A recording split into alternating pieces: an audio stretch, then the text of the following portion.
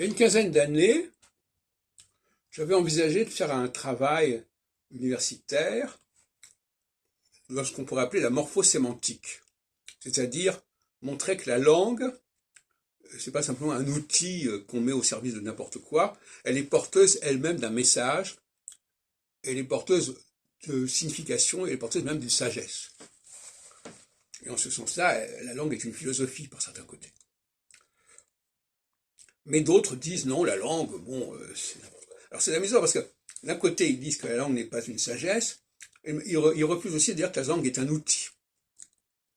Parce qu'un outil, c'est quelque chose qui se corrige, qui se travaille, qu'on fait avancer. Donc ça n'est, pour beaucoup de gens, ça n'est ni une sagesse ni un outil, c'est une espèce de, c'est un quelque chose dont on se sert n'importe comment, pour n'importe quoi. Mais qui a un consensus, bon, mou, les gens parlent comme ça, c'est tout.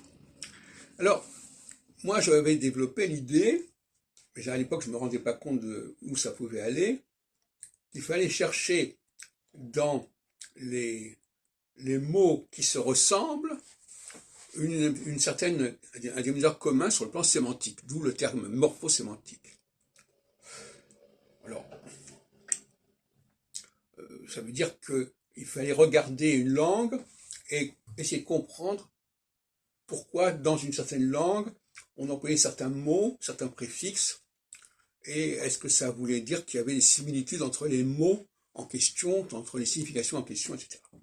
Donc une sorte de philosophie articulée sur la structure de la langue, sur les particularités de la langue.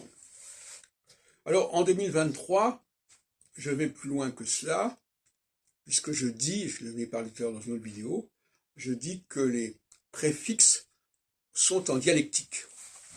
C'est-à-dire qu'il y a des préfixes qui veulent dire le contraire l'un de l'autre. Donc ils sont en cyclicité en quelque sorte.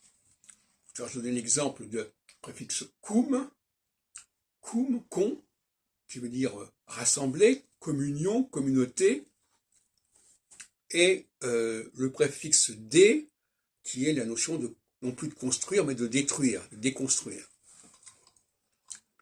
Bon, là, il y a un message anthropologique tout à fait pertinent qui ne peut pas ne pas interpeller l'astrologie. Parce que dès qu'il y a une dialectique, il y a une cyclicité, forcément.